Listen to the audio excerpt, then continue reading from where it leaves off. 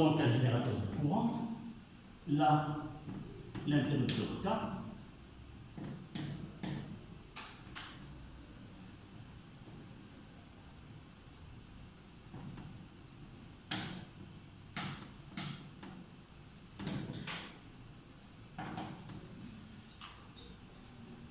D'abord, pourquoi on prendra comme référence un conducteur ohmique de résistance identique à celle de la bobine?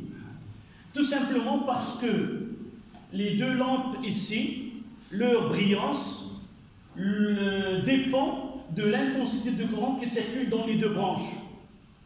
Si nous avons deux courants d'intensité différente dans les deux branches, les deux lampes ne s'allumeront pas en même temps et ne s'éteindront pas en même temps.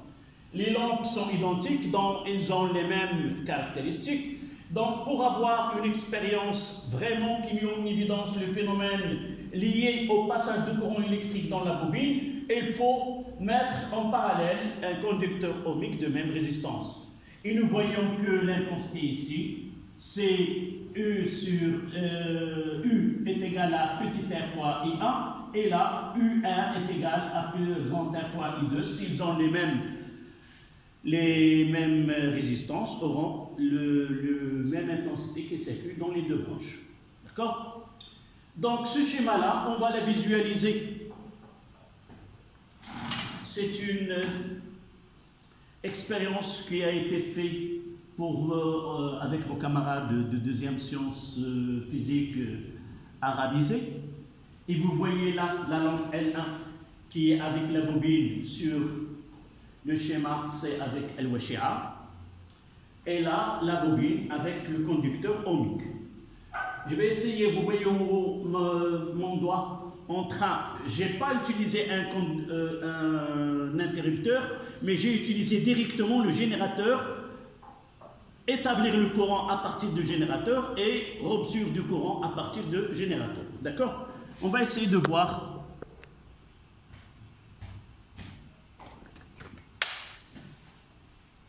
Là, c'est on ralentit, c'est un phénomène qui est très... Oui. Voilà.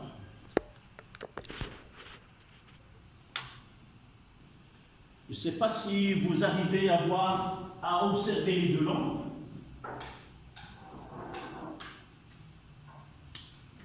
Il va être repris.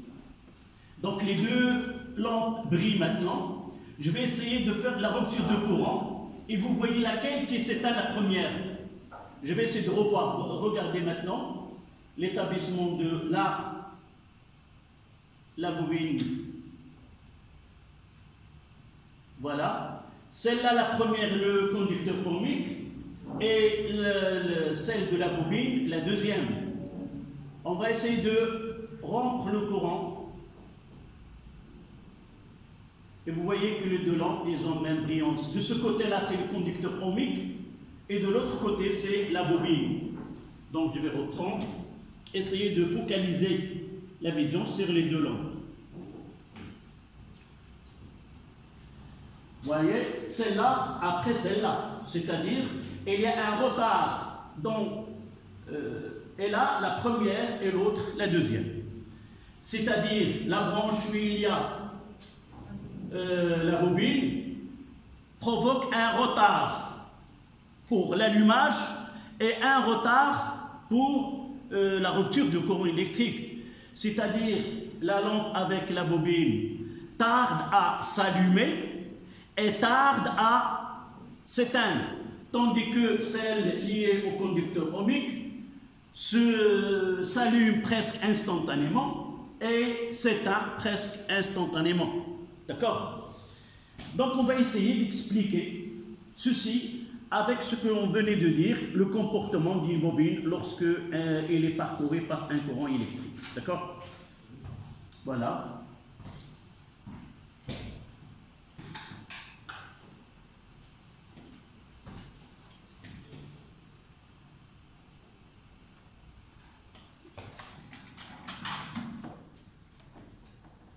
Donc après avoir écrit expérience, 1-3 expérience, dispositif expérimental.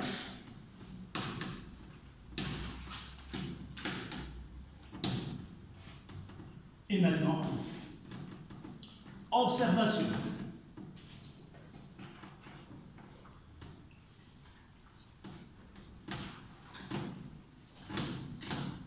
Observation.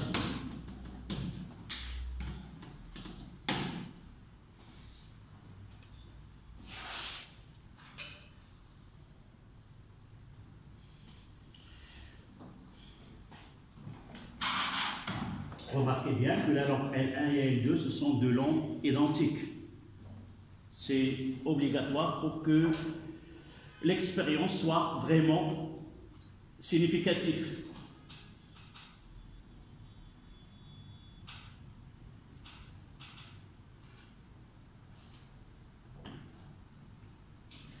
Donc l'observation du premier tiré.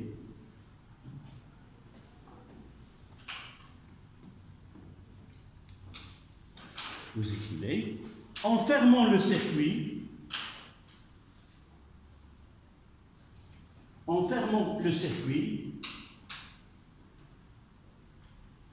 la lampe L1, la lampe L2, la lampe L2,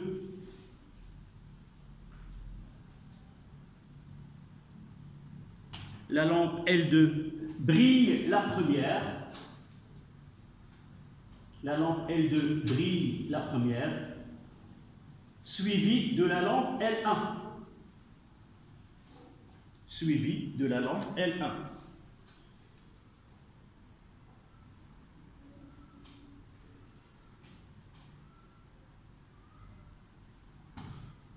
Deuxième tiré.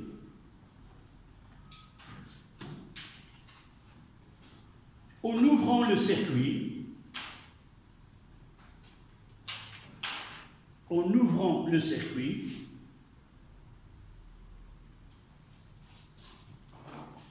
quelle est la phrase qu'on va écrire relativement aux deux lampes? La lampe L2 s'éteint la première, suivie de la lampe L1. La lampe L2 s'éteint la première, ou presque instantanée. La lampe L1, L2 s'éteint la première. Et la lampe L1 avec un retard. Et la lampe L1 avec un retard.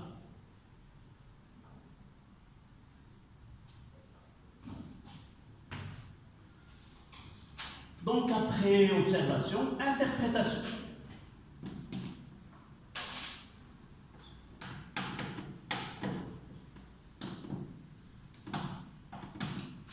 Interprétation.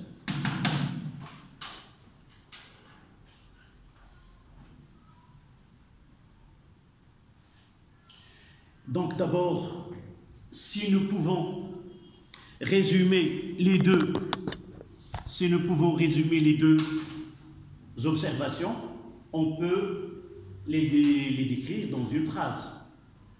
Quelle est la phrase avec laquelle on peut remplacer les deux observations? Quel est le comportement de la bobine? Retardé, on peut dire qu'il s'oppose soit à l'établissement du courant, soit à la rupture du courant. أن الوشعة تقاوم إقامة التيار الكهربائي وكذلك تقاوم انعدام التيار الكهربائي، بمعنى أن الوشعة تقاوم كل تغيير في الجزء الذي يحتوي على الوشعة. Donc on va écrire cette phrase. La bobine s'oppose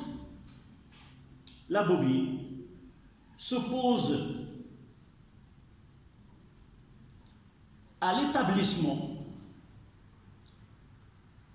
La bobine s'oppose à l'établissement et à la rupture du courant électrique.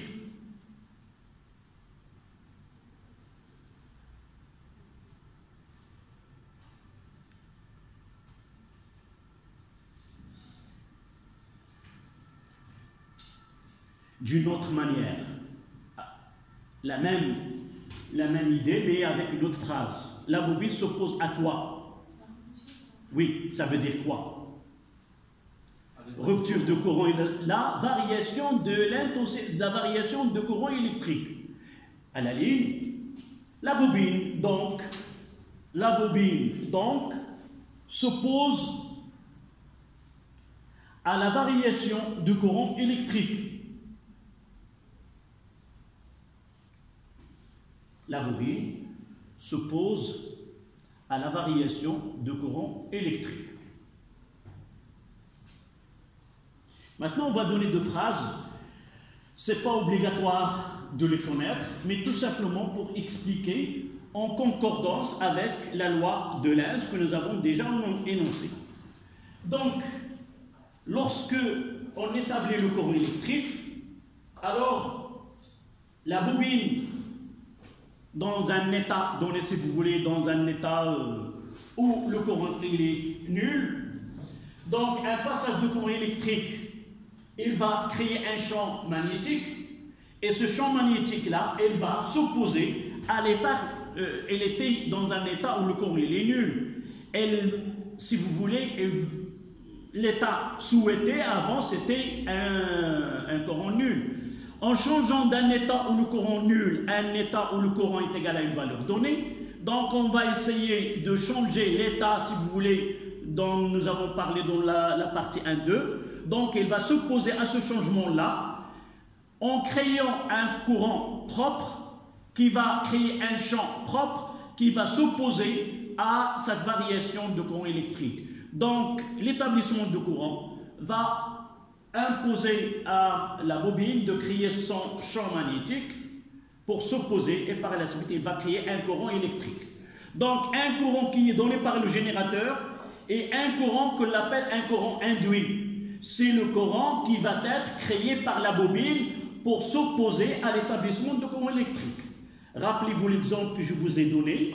Je suis dans une position donnée, dans un état d'équilibre, devant moi une personne qui va essayer de me faire tomber, de me faire basculer vers l'arrière.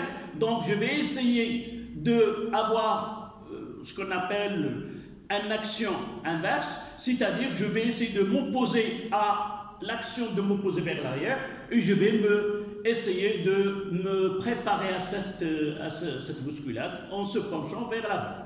Donc toujours cette opposition. Donc tout simplement, cet courant qui est établi par la bobine, elle va contrarier le courant qui est donné par le générateur. Mais le courant, cet état-là ne dure que un moment. Juste après, le courant donné par le générateur est celui si vous voulez, qui impose, parce que l'intensité augmente et l'intensité créée par la bobine est plus petite, à un certain temps, la bobine, elle va se familiariser avec le courant du générateur. Et elle est dans un état nouvel, si vous voulez, stable. Une fois qu'on va rompre le courant électrique, elle va essayer de s'opposer à la nouvelle état qui est la rupture de courant électrique parce qu'elle est dans un état où le courant passe. Donc, elle veut garder l'état précédent en s'opposant à la rupture de courant. Qu'est-ce qu'il va faire? Elle va créer son courant propre à la bobine. Et c'est lui qui donne cette durée supplémentaire dans l'allumage de la lampe L1. Et là, l'opposition de courant, ce courant induit créé par la bobine, elle va s'opposer au courant du générateur. C'est pour cela qu'il y a un temps qui va donner un retard d'établissement de courant électrique dans la bobine. Ce phénomène-là n'existe pas dans la résistance.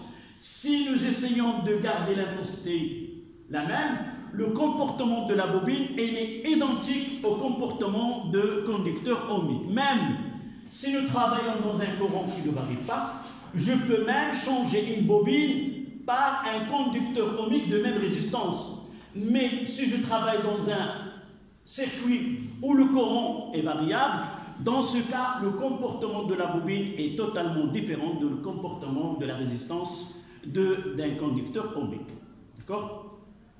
Donc on dira ici que la bobine il est le siège d'un phénomène qui est capable de créer un courant propre à lui, qu'on lui, si cette bobine, si le circuit est ouvert, elle va établir une force électromotrice d'auto-induction. Ce phénomène, c'est lui qui l'a créé. Et par la suite, on l'appelle auto-induction. Tout à l'heure, l'expérience que vous avez vue ici, c'est un phénomène, ce n'est pas de l'auto-induction, mais c'est le phénomène d'induction. Il y a un inducteur et il y a un circuit inducteur et un circuit qui est induit. Donc, il y a deux circuits. Ici, la bobine, elle joue le double rôle. Le circuit induit et le circuit qui répond à cette induction par création d'un courant qui est induit. Et on appelle la force électromotrice qui apparaît au bord de la bobine, c'est la force d'induction électromagnétique propre de la bobine. D'accord? Donc, à la ligne, lorsque le courant traverse la bobine, oui, toujours dans l'interprétation, lorsque la bobine, ou lorsque le courant traverse la bobine, ou lorsque la bobine est traversée par un courant. Donc, lorsque le courant traverse la bobine, elle crée un champ magnétique, elle crée un champ magnétique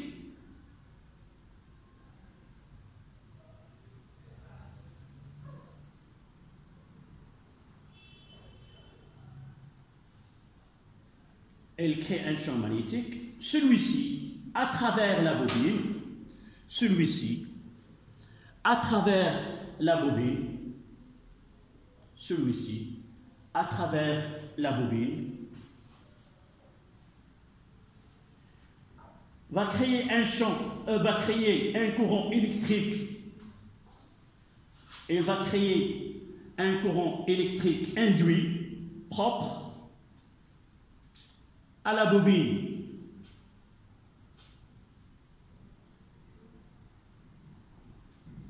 De telle façon,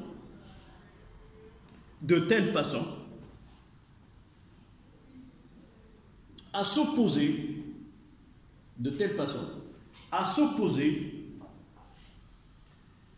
au courant qui le crée, de telle façon à s'opposer au courant qui le crée.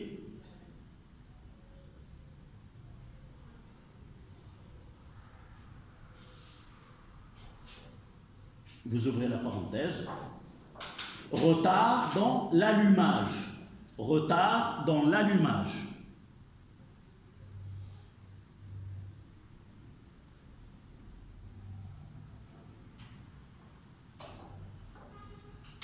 Voilà.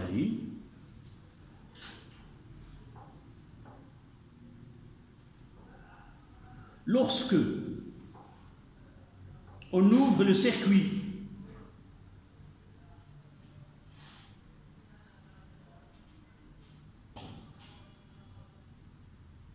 lorsqu'on ouvre le circuit,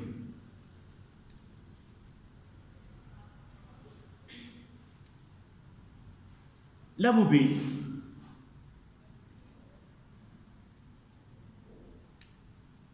va s'opposer à la rupture du courant électrique. Lorsqu'on ouvre le circuit, la bobine s'oppose à la rupture du courant électrique en créant son propre courant électrique.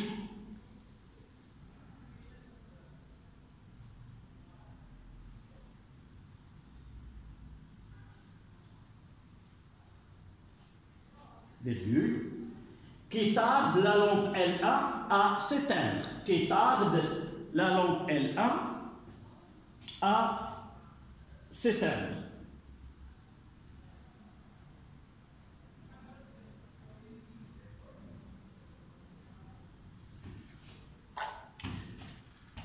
Après avoir interprétation, conclusion. Et c'est ça ce que vous devez vous rappeler pour la bobine.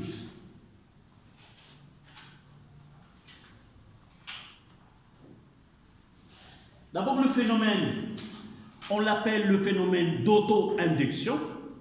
ظاهرة التحريض الذاتي. فظاهرة التحريض الذاتي هو أن دارة نفسها تكون دارة التي تحث على ظهور الظاهرة، فهي في آن واحد المثير والمجيب. فالتيار اللي كيمر فيها كيحدث فيها ظاهرة وكيجعلها أنها تحدث، يظهر في الدارة تياران، تيار le courant induit, le courant c'est lui qui provoque le phénomène, et le courant qui apparaîtra à la suite de la réponse à cette induction. Donc le phénomène d'auto-induction, c'est un phénomène qui est lié à la bobine, c'est-à-dire lorsque la bobine est le siège d'un courant qui est variable, alors il apparaîtra entre ces bornes une force électromotrice qu'on appelle la force électromotrice d'auto-induction, dont l'expression elle est proportionnelle à la variation de courant électrique par rapport au temps. C'est-à-dire ce E est égal à une constante fois dt sur dt. Cette constante de proportionnalité, on l'appelle l'inductance, on l'appelle L, ou le coefficient d'auto-induction. Donc vous notez, on associe au phénomène d'auto-induction, on associe au phénomène d'auto-induction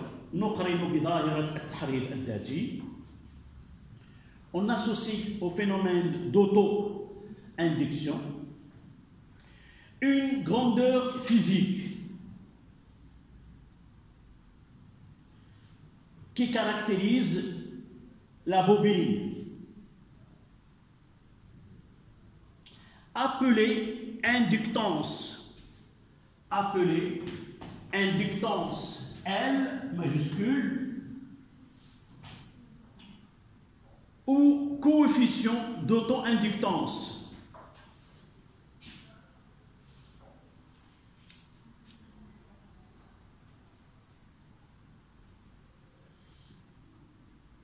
Ou coefficient d'auto-inductance, معامل التحريض الذاتي. Et voici le symbole de la bobine d'une façon générale. Là c'est A, là c'est B. Donc la bobine, donc vous voyez ce symbole-là, ce schéma, ça correspond à une bobine. Et on mettra ici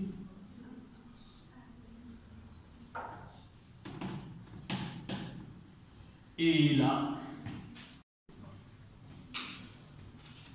Donc voici le circuit à partir duquel on va essayer de déterminer le coefficient d'auto-induction de la bobine qui est L. On choisit un générateur de basse fréquence où le signal, on utilise une tension qui est triangulaire. Peut-être vous vous rappelez au tronc commun, lorsque nous avons étudié la tension électrique, on vous a montré le GBF qui permet de donner des tensions soit sinusoïdales, soit en créneau, c'est-à-dire rectangulaire, soit triangulaire. Donc on va alimenter le circuit à l'aide d'un générateur de basse fréquence de fréquence F, c'est-à-dire c'est un courant variable, et on visualise la tension aux bornes de la bobine et celle aux bornes de conducteur ohmique. À partir de ces deux courbes que vous voyez ici, nous allons déterminer le coefficient d'auto-induction L. D'accord?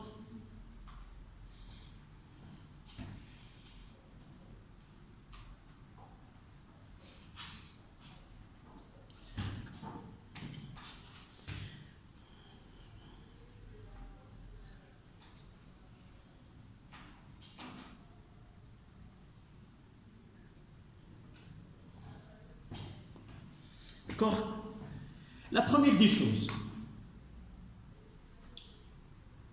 Cette méthode qui est traditionnelle, qui est ancienne, se base sur la visualisation en utilisant un oscilloscope. Et un oscilloscope, c'est un dispositif qui permet de visualiser des tensions. Rappelez-vous que nous avons dit que ce qui se passe dans la bobine est lié à la variation de courant électrique. Normalement, pour voir ce qui se passe dans une bobine, il faut voir ce qui se passe dans le courant. Nous avons dit que U de la bobine est égal à RI plus L dI sur dt. C'est-à-dire, la tension aux bornes de la bobine, et il y a le côté R fois I, c'est le côté résistif, c'est-à-dire, elle est formée d'un fil, d'un conducteur ohmique dont la résistance est petit r, et un autre phénomène qui s'ajoute lorsque le courant varie. Donc il y a deux tensions, si vous voulez, regroupées en une seule qui est de la bobine.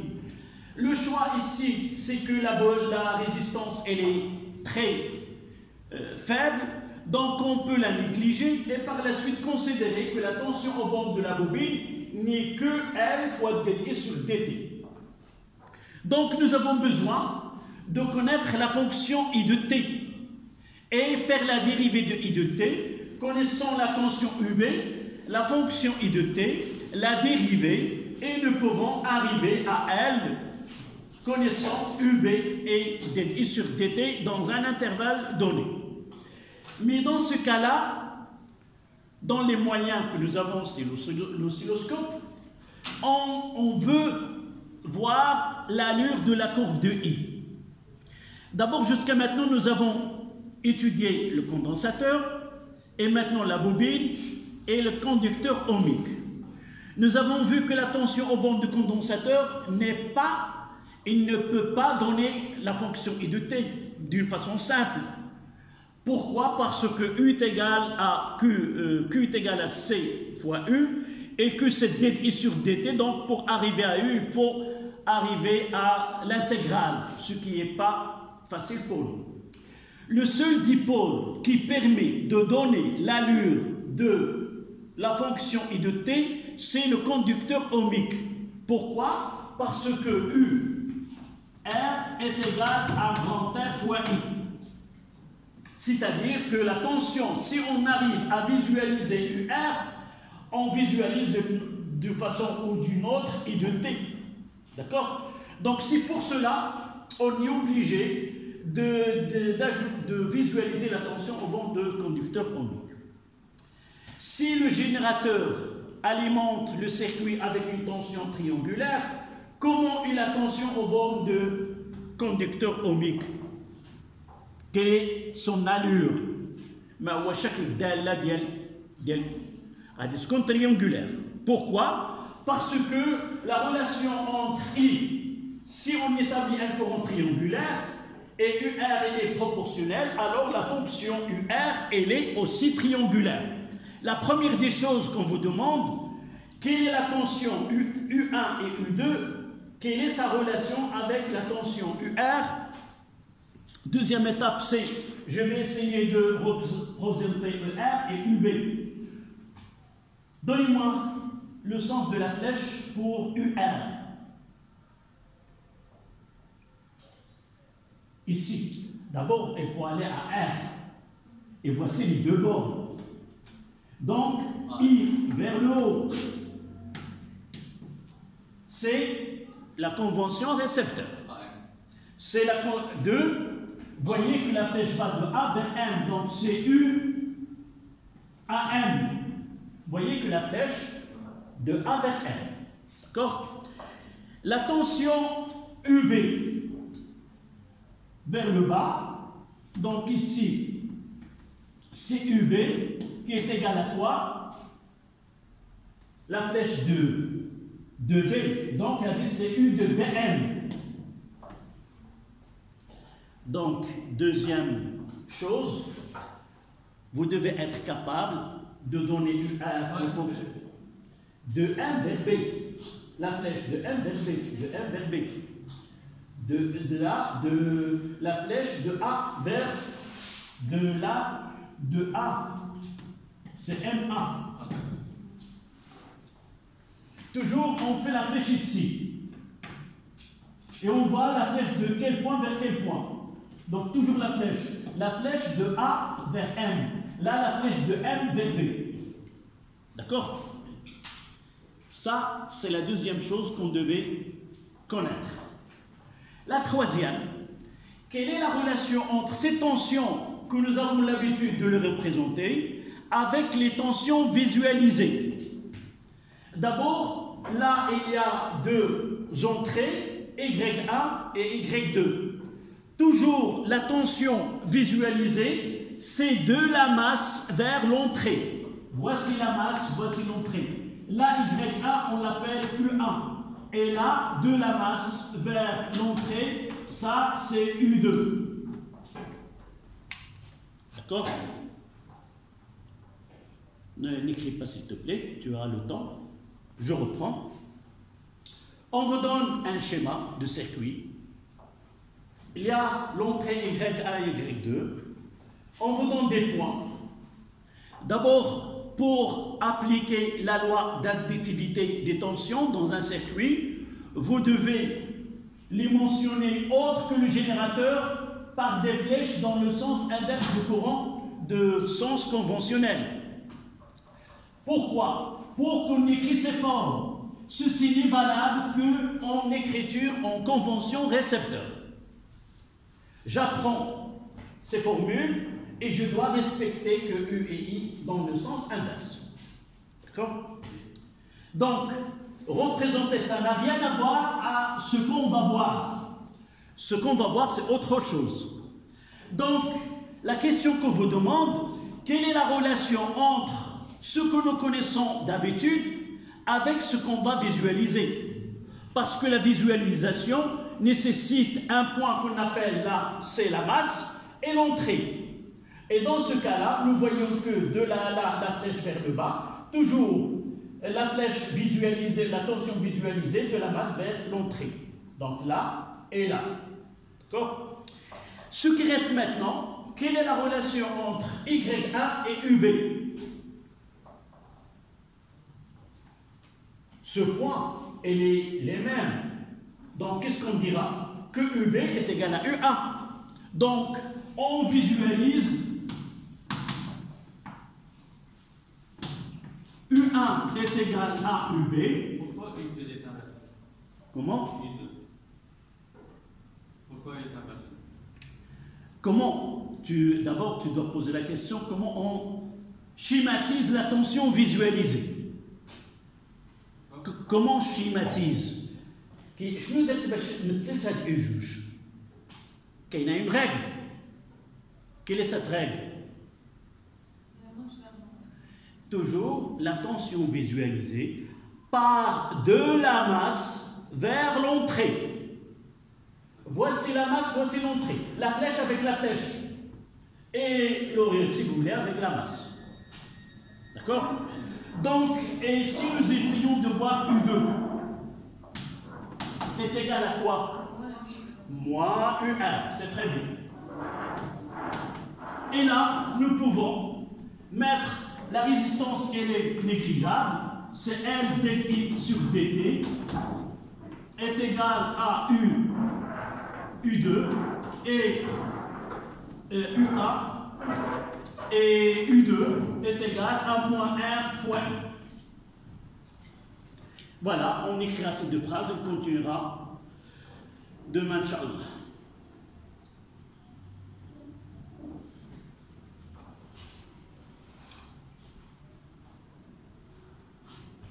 Et je vais envoyer, ça ne dure que quelques 30 secondes pour voir le schéma, la visualisation des deux tensions.